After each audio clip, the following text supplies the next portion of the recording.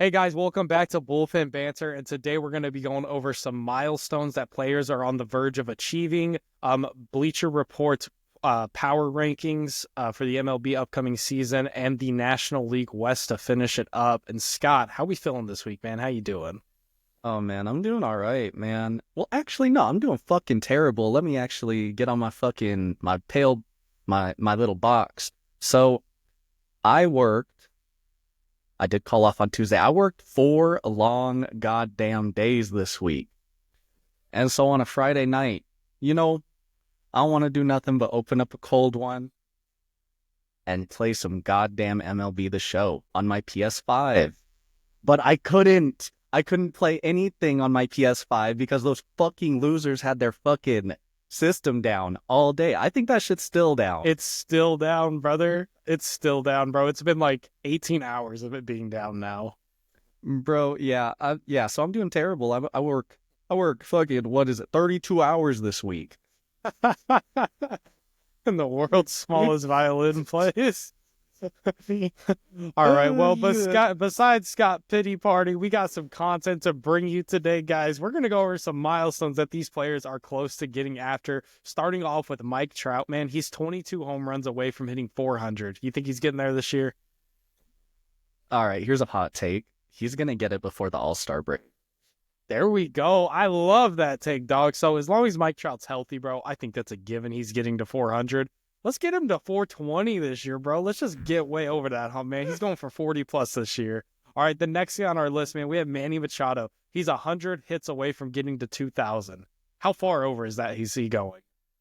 Oh, I mean, I was taking a look at his numbers. He's never finished except for we'll take out his rookie season and COVID season. So I want to say in 10 or 11 years, he's only hit under 100 hits twice in a season. So I think he's going to go ahead and get 158 hits this season. I like it. Yeah, easily over 2,000 as well. I think I see him finishing around that 2,500 mark as well. He's consistent, man. He really doesn't get injured all that much. Now, the next guy does get injured a whole lot. However, he's 2 home runs away from being in the top 50 all time in home runs and 37 strikeouts away from being at 2,000 career strikeouts. That man is Mr. Giancarlo Stanton, your active career home runs leader. Do you see? I think the biggest question is, do we see Stanton going? Does he get to the 600 mark in his career? I don't think he does, to be honest, dog. I think he's going to retire in like 3 seasons. So 3 seasons. Okay. yeah, So that's I my think I want to call. say he's about 170 away. So yeah, he would have to go absolutely bonkers to get to Yeah. 600. I think 500 though is reasonable, and I do think he'll get to 500. He's just got to stay healthy, but he's a good 30 bombs a year, man, and he's there in 3 years. So I like your call, but yeah, definitely not 600.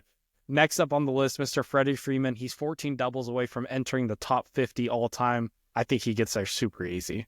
Yeah, dude, this guy's led the league in doubles in 4 seasons or for 4 seasons, not in a row, but just, in his career, which is absolutely crazy. I think he finished last season with 35. So uh, go ahead and lock him in for an easy over and go ahead and give him that crown for the doubles.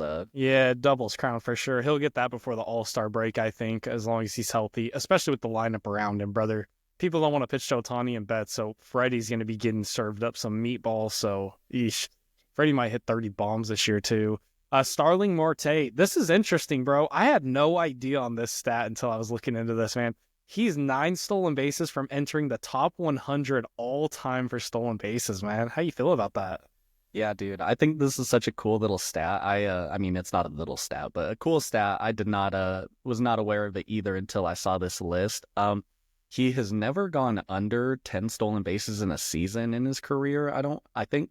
He only had 14 though this past season, so he's getting up there. I think he'll be 36 this year, 9 stolen bases. I think he gets it. I think he gets it. It'll be a tough one though. It will be tough. It might be a little bit of a sweat, but when you got the milestone right there, you always try a little harder for it. So I think he's going to get there this year. I think he'll be about 10 to 15 stolen bases. Next up on our list, newest Yankees acquisition, Paul Goldschmidt. He's 38 home runs away from the 400 mark. I'll say I don't think he gets there this year, but you never know, man. You never know. Maybe he's going to have a resurgence. Ooh, that would be quite the resurgence. That would be like MVP resurgence. But nah, I don't think he gets to it this season. Hell, I don't even think he gets to it next season. Um, no, but maybe 3 seasons. Honestly, I could see him having like, not the best year this year, but maybe even a better year the year after that. Probably finish with like 24 bombs that year. So I think that'll get him a little closer, but I don't think it's happening this season. Definitely not this year. I see him going for around 20 this year and 20 the next year. So I think 2 years and he's going to get there, but not much over 400 for his career. Next up on our list, we'll just go with both of these guys here, man. Verlander and Scherzer, they've been doing it their whole careers. They've had neck and neck numbers if you look at a lot of their stuff. Verlander 84 away, Scherzer 93 away from 3,500 career strikeouts, man. Both of them entering the top 10 for MLB's all-time list on the strikeout boards. And I think they both soar past these numbers this year. Oh, 100%, dude. Blue Jays legend Max Scherzer gonna retire in the Jays uniform with that 3,500 K, just record to his name. That's gonna look so good. And I think, obviously Verlander is closer. I think Scherzer does it first. TBH. I do too. I'm on the same board with you, man, bro. And you aren't too big on the Scherzer signing, bro. I'm huge on. I think Scherzer's gonna have a great season. I'm not gonna say he's gonna have a Cy Young Award caliber season, but as the number 3 in the rotation, bro, Scherzer's gonna ball out, dude. I look for Scherzer to have over 170 Ks this year, in my opinion. Verlander, I don't think he's gonna get that high just because of his injuries in the past. Scherzer's had the injuries too. I understand, but like, I don't know, bro. It's something about Scherzer. He's just a little bit tougher, in my opinion. It's Mad Max, man. Come on. Mad Max. Okay, next up, bro. Kenley Jansen is 31 saves away from entering the top 3 all-time behind Hoffman and Rivera, man. And I think he gets there. You think he gets there? It's funny. I was fucking debating it before we hopped on here. I was thinking, because I was looking at his last like 3 seasons. I think the highest he's had in the last 3 is 29 saves. But, we've been talking, you've been getting me on this hype train, bro. The Boston Red Sox, they're going to be competitive this season. They're going to be playing a lot more competitive games. I think Kenley's going to have a lot more save opportunities. So I think he's going to soar over this number. Give me fucking 30. Give me 38. 38, cool. I was at the 36 mark with them. So yeah, same reason. We've been really high on the Red Sox, unfortunately, this offseason. And again, like Scott said, he's gonna have a lot more opportunities this year. And like I said, man, when you're on the verge of these milestones, bro, it's like Mike Evans, dog. They gonna feed the man, and they're gonna give Kenley these opportunities to get to that mark, man. What a crazy thing for a guy who started his professional baseball career as a catcher, man. Like, that is some crazy shit. Next up, we have Anthony Rizzo. He's 8 hit by pitches away from the top 7 all time. What a funny stat. I had a dude I used to play with. You remember Blake Fry? This man led the nation in like hit by pitches. One year is the funniest thing ever. Anthony Rizzo is the Blake Fry of the MLB. And whoever he signs with, if he signs, I think he'll end up signing with someone, maybe some non-contender, unfortunately. But yeah, he'll probably get there, man. Yeah, man. I heard the White Sox are actually looking for a first baseman. So, nah, just playing. Yeah, I think if he, signs to any team, he's going to definitely get hit 8 times. If they face the Yankees 8 times, I think he's going to get hit at least 64 times in those 8 games, So I think that's an easy number to hit. I just think it depends on, when he gets signed, where he gets signed. Anyways, last up on our list, man, this is my favorite one, I think, of all of them. Bruce Bochy, manager of the Rangers. He's 7 ejections away from entering the top 5 all-time. An amazing stat. And Bochy's going to get there, brother. Oh, my God, yeah. I hope the Rangers are, like, borderline competitive this season so that he just stays hot. Like, I want him to get tossed, brother. I want him to match Bobby Cox's fucking record of 162. That man got ejected a full season of baseball games as a manager. Like, can you imagine that? That's crazy. Dog, Aaron Boone's going to be up there by the end of his career too, bro. I don't even know where he's at right now, but dude, that fucker's going to have 300 ejections when it's all said and done, dude. Bro, so he is the youngest motherfucker on that list, obviously, but he's at 40 right now. And I think he's Crazy. only like 20 behind Bruce Bochy. That is crazy, bro. Yeah, Aaron Yeah, Boone's gonna soar over that number, man. But yeah, Rangers, if they stay competitive this year, Bruce Bochy is gonna be on edge all season. It's gonna be fantastic. I All need to right, see guys. it. Next up, we're gonna go into Bleacher Report's power rankings. I just thought this was a little bit of an interesting ranking, to be honest with you. So I thought we'd include it in the show. So they got the Dodgers in the 1 spot. They got the Mets in the 2, the Yankees in 3, Phillies 4, Padres 5, Orioles 6, Diamondbacks 7, Braves 8, Guardians 9, and the Mariners 10. I don't have a lot of issues with this other than the Padres because I don't know what the Padres are still doing. I don't know if they want to be competitive. I like their lineup, but like I don't really love their rotation. I don't know if Cease is sticking around. And they play in what might be the most difficult division to play in this season. Giants are looking good. Dodgers are the Dodgers. Diamondbacks are looking good. So the Padres at 5 seems a little crazy. And I will never understand not ranking the team that won the World Series and the team that lost the World Series, the 1 and 2, coming into a year. It doesn't make any sense to me ever. I get they lost Juan Soto, but they added some other guys. And the Mets really didn't get much better other than adding Soto. So good they signed Alonso back, though. How you feeling about the power rankings, though? You know, I think it's a little New York glazing. But you know, that's just some New Mexico bias down here. Now I think the rankings are all right. I wish we could have seen like the Tigers or the Brewers on here even. Maybe I think, you know, like okay, to piggyback off of what you were saying about the Padres, you know, we've kind of been hearing reports about how they've their ownership is kind of like in limbo and they don't know what the fuck they're doing. They're trying to sell the team, but they're also like in trouble or some shit. I don't know. So they got some shit going on with them. So they don't really want to be competitive. I think they've made one off-season move so far.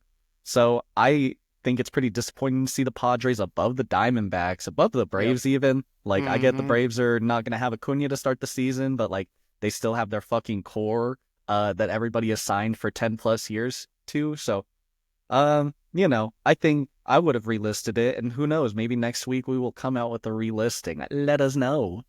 Yeah, 100%. I think it's fine. But yeah, like you said, the Braves need to be higher. The Diamondbacks need to be higher for sure. Dude, the Diamondbacks had a great offseason. And One they of the were better already ones. they were already competitive. They missed the playoffs by a game last year in a year where if they would have just started the season better, they would have easily made the playoffs. Guardians are cool there. We're super high on the Mariners. So I like them at 10, but also at the same time, it's like, what have they really done to prove that they're 10th? So that's where I'm at with it, but just an interesting rankings. Y'all let us know in the comments what you think of our power rankings, but yeah, we definitely need to come out with our own list here before the season starts. But that'll take us to our last segment of the day, guys, and this is the National League West, another division wrap-up, and we're going to start off with the Rockies. Maybe the second most disappointing team in the MLB coming into the season behind the White Sox, probably. But the projected lineup reads like this: Doyle, Tovar, McMahon, Chris Bryant, man, yeesh. Toglia, Jones. I'm still kind of high on Nolan Jones. I don't know why, to be honest with you, but I am. Estrada and Stallings behind the dish. And then their bench has Beck, Goodman, Farmer, and Romo. A rotation consisting of Edmond Marquez, Feltner, Freeland, Sensatella, Gomber, Blaylock, or Woodford in that last spot. And then Tyler Kinley is our closer. The only hope I see for the Rockies, to be honest with you, is Chase Dollander is one of their prospects. He's literally one of the most filthy pitchers in the minors right now, a top prospect for sure. If he doesn't get innings this year, I would be mortified for him, unfortunately. I hope he gets traded somewhere at some point in the near. He hasn't even made his debut yet, and I just want him to leave, man. How do you feel about the Rockies? You know, like you said, pretty disappointing, but I think there is some talent on this lineup, or in this lineup. Ezekiel Tovar, one of the better defensive shortstops, very fun to watch. Last season, you know, when he had a little breakout. You know how I feel about Ryan McMahon. We share similar feelings, but that is strictly based off of MLB The Show, so video games only. Chris Bryant hasn't been good since, I'm about to slander the shit out of him, 2016. Literally. So like, I don't know why teams keep like trading and giving them these big dollars, but you know, it's whatever. I got that same hope for Nolan Jones. I hope he, blossoms this season and kind of just goes stupid. Is he the third baseman or is he the left No, fielder? he's outfield. Yeah, Yeah. outfield. Yep. Yeah. I mean, I like pieces of the lineup, but this rotation is hot dog shit. It sucks. Like, I wanted to throw up when he was reading it. And for Chase Dolander, yeah, me too, bro. I hope he gets traded. I hope, I hope he's like part of a package deal for fucking chips. Yeah, for cash Some considerations, chips. bro. Like, God, dude. Yeah, man. Yeah, that's the yeah. Rockies are rough, man. I'm not gonna lie. They're projected by Caesars at 58.5 wins. I took their under at 58. I think that's a good line though, 58.5. I think so too. They won 61 games last season, and I don't really, I don't have much to say besides that. I did take their over at 60 games. I have a hot take that there will only be 2 teams finishing below 60 games or 60 wins this season. It's not that hot of a take. It's the Marlins and the White Sox. Rockies are going to finish right at 60. Yeah. All right, next up, we got the San Francisco Giants have made some really good additions this offseason. I feel like they did lose Blake Snell in the past, but Jung-Ho Lee, Willie Adames, what a great addition there. Tyler Wade, Chapman, Fitzgerald, you got Yaz, Ramos, Flores, and Patrick Bailey behind the dish. And then on the bench, you have Encarnacion, Grant McCray, Tom Murphy, Luis Matos, and Brett Wisely. Pretty good lineup, brother. I'm not going to lie. Has a lot of power. It's just such a tough park to hit in, so you have to have good pitching. So the rotation consists of Logan Webb, Robbie Ray, Verlander, Kyle Harrison, Hicks, and Lou Chassis. And then you have Walker or Duvall in that closing spot.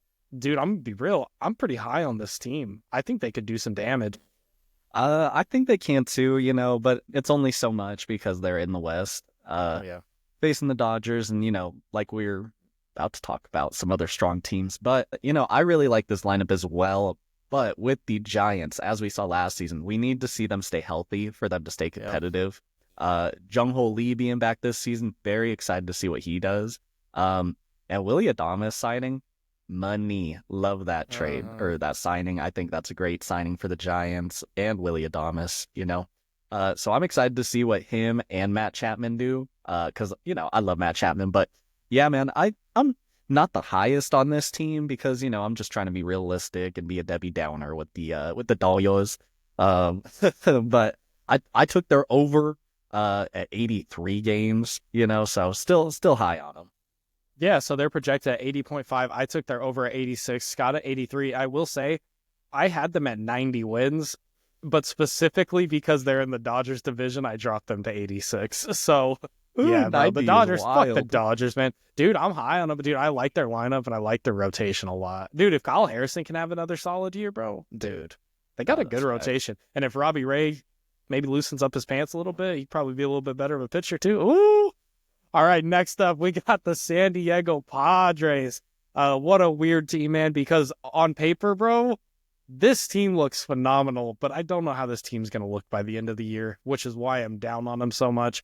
But we have Luis Arias, Tatis, Jackson Merrill, Manny Machado, Cronenworth, Bogarts, Ornelas, Diaz, and Rosario. And then on the bench, you have Campusano, who's going to see a lot of playing time, Tyler Wade, Brandon Lockridge, Brett Sullivan. Dude, a really good lineup, to be honest with you. I just see them trading some pieces away this year for some prospects or something of that nature. I think the Padres are about to go into a rebuild or something. I don't know what's going on with them. Yeah, it's hard to say what really is going on with them. I don't really know what's going on with them either. I don't think the media knows what's going on with them, and I don't think they know what's going on with them. So I love this lineup on paper. It's all about, will they perform? Luis Arias, the fucking single merchant, bitch ass dude. I hate that guy. In video games, not real life. I hate him in real life. Yeah, same. This is a slanderous podcast. Let's be real. Bro stole the Triple Crown from Judge a few years ago, and I ain't never forgiven him. So.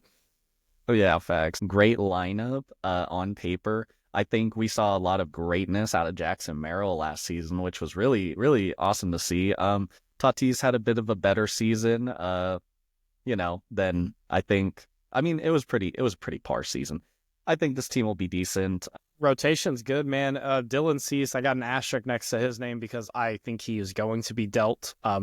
if not before the season, early in the season. But then Michael King, who I'm really high on, I projected him to lead the National League in strikeouts this year in an earlier episode. Yu Darvish, Randy Vasquez, and Matt Waldron, Mr. Knuckleballer himself. And then you have Robert Suarez out of the pen as the closer. The rotation's really good. The lineup's really good. I just got a feeling they're going to fall apart. And that sucks because I would like to see the Padres be competitive again and make another postseason run. I mean, they were, a game away from going to the World Series or something like that. They took the Dodgers to 7, right? I don't remember. That was too many. They took the Dodgers to 7. But anyways, if it wasn't 7, it was 6. I know that, but like they were right there, and it's weird to see a team get that close just kind of fall apart. But I think that's what's happening. Caesars has them projected at 85.5. I took their under at 79. Yeah, I'm dick riding Caesars. I took their under at 85, like on the money, because nice. I think they'll be, yeah. I don't know what to think.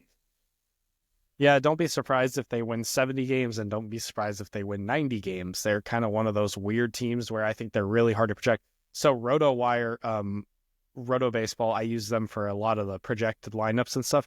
Bro, they have them projected at like 72 wins or something, bro. So like, yeah, and then Caesar says all the way up to 85. So it's like, I just feel like no one knows what's going on with them, to be honest with you. That makes me feel better. Yeah, no, 100%. So next up on the list, we have the Diamondbacks, man. Like we said, really good offseason. They did lose Christian Walker, but I feel like they made up for it in other areas. So their lineup reads as this: Corbin Carroll, Cattell, the dog, Marte, Bo Naylor, Gurriel, McCarthy, Suarez, who's going to be a beast. I think Suarez is going to go off this year. He's going to get back that power. Pavin Smith, Gabe Moreno, and Perdomo. I'm high on Perdomo, too. I think he's nasty, bro. Then on your bench, man, you have Alec Thomas, Jordan Lawler, Garrett Hampson, and Grichuk, all guys who could get significant amounts of playing time. They did lose Jock Peterson, which was a really good kind of bench/starter guy for him, but rotation, man. Corbin Burns, Zach Gallen. Then you have Kelly, Rodriguez, Fott, and Montgomery, who, if Montgomery can figure out, can be as good as a 3-starter in that rotation. And then Justin Martinez, man, absolute filth out of the bullpen as their closer, throws absolute gas. How you feel about the D-backs, man? Oh, dude, super high on the Diamondbacks. Not so high on their leadoff hitter, Corbin Carroll.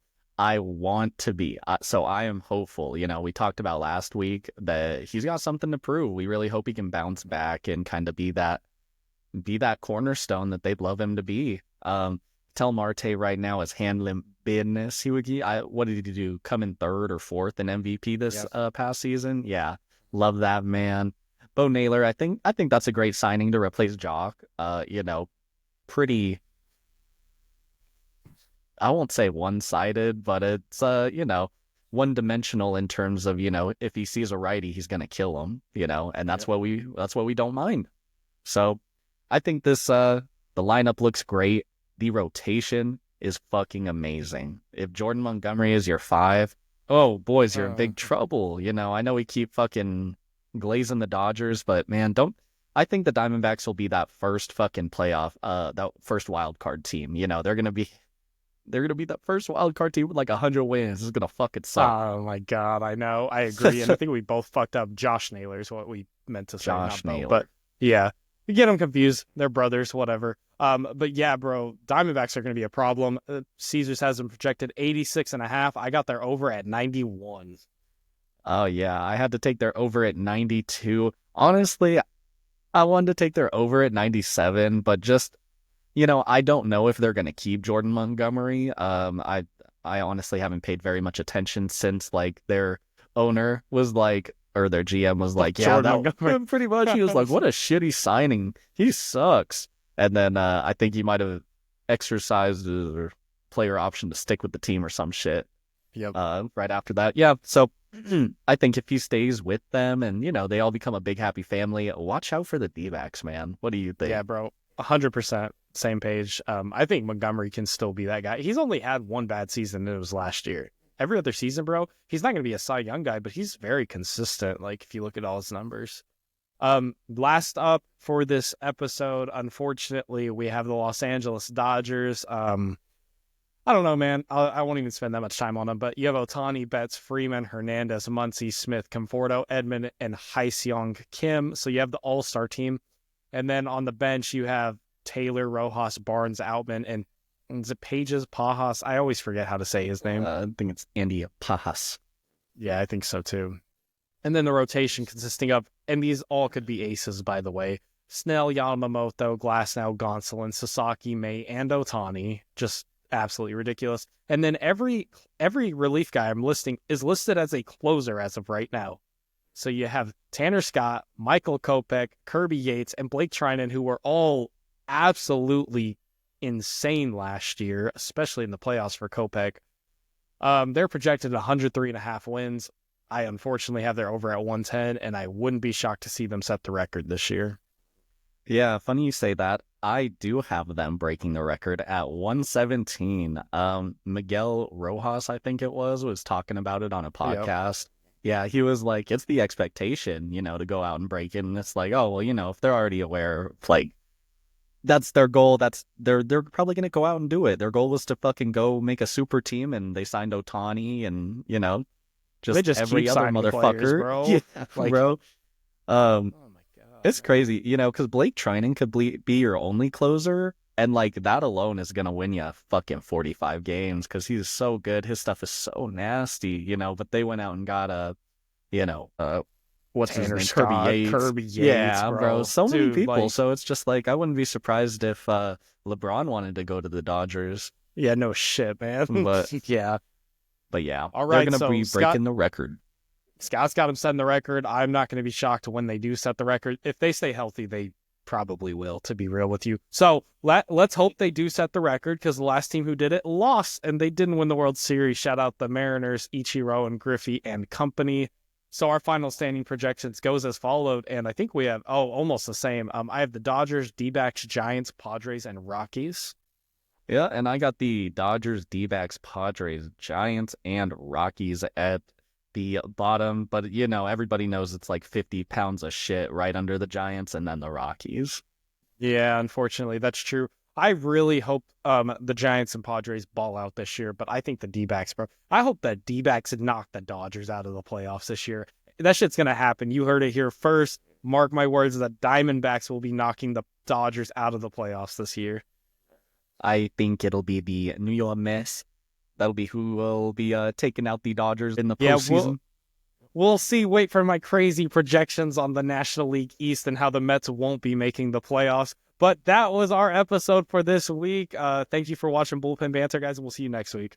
Peace.